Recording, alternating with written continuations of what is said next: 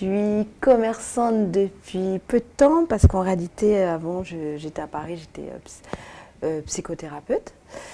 Et encore avant, je travaillais dans le show business. J'étais chargée de production en spectacle vivant et en maison de disques et également manager. Et pourquoi de la thérapie au commerce? Je vous avoue que des fois, je me le demande moi-même.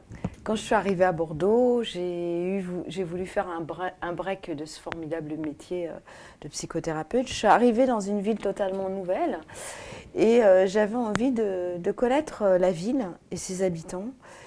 Et j'avais envie de nouveautés et de connaître autre chose aussi, et de me lancer un défi. Et puis j'ai commencé à être commerçante sur le marché des Capucins. Et je suis arrivée avec ma petite table de 2 mètres. Et j'ai été accueillie formidablement par un univers que je ne connaissais pas, un univers joyeux, généreux, un univers de travailleurs, parce que les gens travaillent beaucoup sur les marchés. Ce sont nos amis les camelots. Un univers difficile aussi, parce qu'il faut se lever très tôt, qu'il pleuve, qu'il vente, qu'il fasse froid, qu'il fasse chaud. Et j'ai envie de dire que ce métier de commerçante m'a beaucoup plus ancrée dans la vie. Et c'est un parcours personnel que j'avais tout simplement besoin de faire et d'effectuer. Et parfois, il faut savoir écouter, se mettre en danger, sortir de ses zones de confort, comme j'aime à dire, et aller chercher, aller se chercher dans autre chose, et aller à la rencontre de l'autre aussi autrement. Et c'est par le commerce que j'ai pu rencontrer la ville de Bordeaux et ses habitants. Et puis pas que ses habitants, parce que j'ai rencontré beaucoup de touristes aussi et de nouveaux arrivants. Je ne m'ennuie pas depuis ces 7 ans que je suis arrivée à Bordeaux.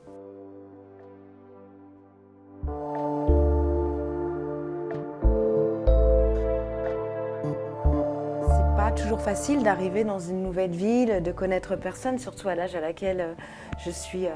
auquel je suis arrivée dans la ville.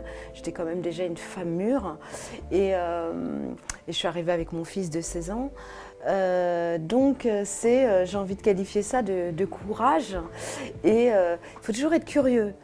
Ça anime beaucoup la curiosité et il faut prendre aussi du recul pour apprendre l'autre, pour connaître la nouveauté, quoi. Et c'est vrai qu'arriver à Bordeaux, c'est une ville avec ses codes, c'est une ville de province.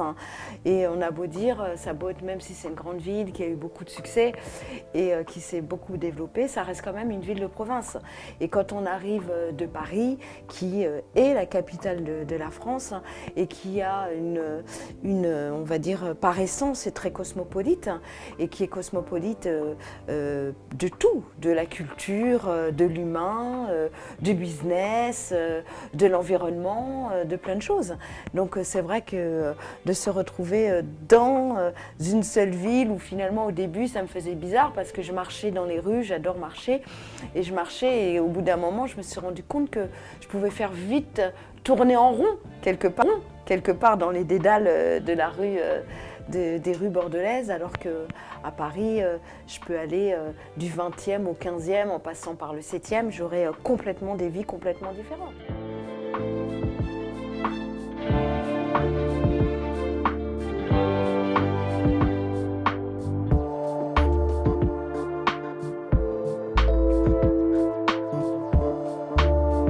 Je tiens absolument à dire que j'ai été chaleureusement accueillie par les Bordelais et notamment par le quartier de Saint-Michel, il y a 7 ans, qui n'a plus, malheureusement, plus rien à voir avec le quartier d'aujourd'hui, mais ça c'est autre chose.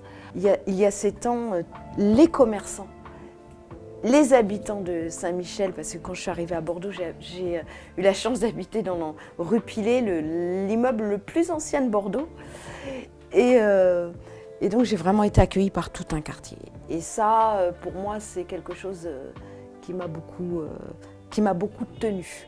Ensuite, de travailler au Capucin, donc d'avoir une autre ouverture donc sur Bordeaux, où là j'ai commencé à rencontrer plein de gens qui arrivaient de partout, parce que quand même les Capucins restent la place centrale où il y a le plus d'animation et le plus de rencontres au niveau ethnique, social, humaine, professionnelle, etc. C'est quand même assez, c'est un vivier très très intéressant. Et donc là aussi j'ai pu apprendre et être bien accueillie. J'ai aussi été accueillie généreusement, joyeusement par un membre de la communauté sénégalaise qui pour moi est un grand monsieur, un éminent membre, et c'est lui qui après m'a ouvert et m'a donné les clés de la ville, quelque part. Et ce monsieur, c'est Yérim Sy, donc, que je ne présente pas à la communauté bordelaise, qui est un grand monsieur et qui est le fondateur de Watosita, de cet endroit où là aussi j'ai encore rencontré un autre monde, et de convivialité, de chaleur, de fête, et où j'ai pu voir le seul endroit, à mon sens, où tout le monde se mélangeait, parce que c'est ce qui m'a un peu embêtée en arrivant quand même à Bordeaux, c'est que j'ai remarqué que les gens, c'était très clanique, et que les gens avaient du mal à faire des ponts. Et pourtant, j'ai été acceptée, on m'a ouvert quand même facilement un peu les portes dans plusieurs milieux. Mais je trouve que les gens ont beaucoup de mal à se mélanger encore. Et je pense que c'est commun je pense à beaucoup de villes de province peut-être, hein, et je pense que c'est aussi des mentalités, des peurs de l'autre, de la méconnaissance, rester dans sa zone de confort, voilà, peut-être des manques de curiosité, peut-être des manques de liberté aussi. Bon, les gens n'aiment pas toujours se mélanger, c'est comme ça, c'est tout. Et après, je pense qu'on accepte ou on n'accepte pas. Après, on sent... Moi, personnellement, ça m'a un peu atteinte au début, mais maintenant, je m'en soucie guère, parce que j'ai réussi à me faire un réseau de quelques amis, et ces réseaux de quelques amis